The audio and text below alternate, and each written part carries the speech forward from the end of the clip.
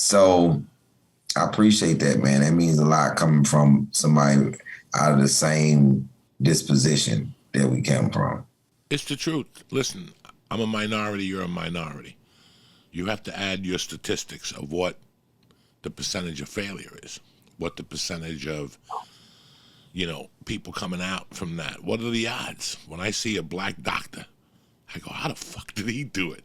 You know what I'm saying? When I see a fucking, because we were put into drugs, whatever drugs came into our lives, nobody made us do anything. We made a mistake. That's it. Like the people that are getting canceled today, they made a mistake. And it wasn't for you to cancel them or to shut them down or for them to live in their house with the shades drawn for 2 years. You don't have that power to do that. A judge did that to you and me. We had a decision to stay in. You know when you go in there, man, everybody's comparing colleges. I went to this jail, I went to this, and everybody's like excited. Hey, but fuck that, I'll beat that jail. I went to jail in Harlem and all of a sudden, and you're like, that's what life is? I don't want to do a prison tour. My mother didn't fucking spit me out of her pussy for me to do a fucking prison tour or for me to fucking be on probation. She spit me out there to hit somebody in the head with a hammer if they disrespect me or something like that. But that wasn't what this plan was. So I think all my life since 1990, I've been fighting the stigma of being a fucking felon. Yeah. And I put it on my sleeve. I'm not hiding it from anybody. I'm not ashamed of what I did. It's like a hitch in the army. It builds fucking character. And I proved it. And we proved what jail does for you if you let it take its course.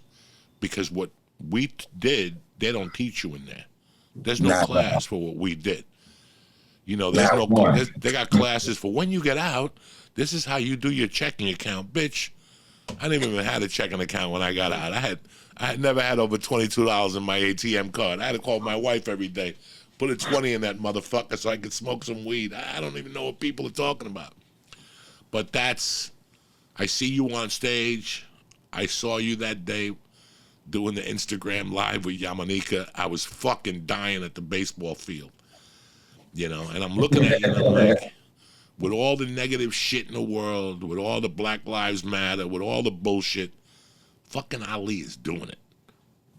Ali is doing it. He ain't walking around with a picture of Martin Luther King. He's just doing it. I don't mean to insult you or anything like that. You're just doing it. You're just doing it for you, your family, and for fucking comedy. So you're a fucking animal, brother. I'm trying to be the best me I can actually be. Everybody gonna do what they gonna do, man. And in this business, it's like swimming. I never thought that comedy was like swimming. In swimming, you just trying to beat the last time you swam this race. Like, hey, what was my last time? Okay, this time I'm gonna try to beat that time by seconds. So in comedy, I'm just racing myself. I'm just having fun, talking, and this the type of freedom that I sat around and I dreamed about. Just doing what I actually want. Like some people say I do what I want to do, but then wait a minute, I gotta go to work.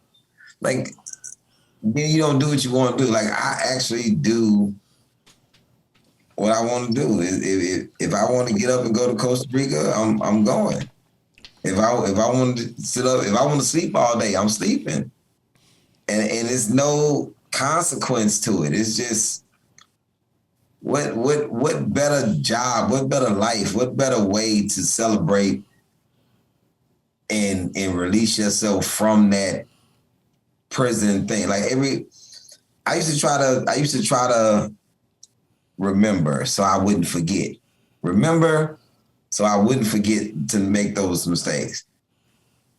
I don't have to do any of it no more. I'm just not in the mistake-filled position where I'm even with those type of risks even come up anymore. I don't even have to think about, remember prison, so you won't do this. And like I'm like, what's gonna happen? I'm like a white kid in the grocery store, man. I'm like, I do whatever I want to do.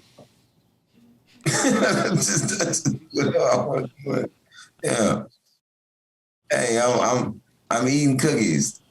I'm not stealing. What's happening? What's going on?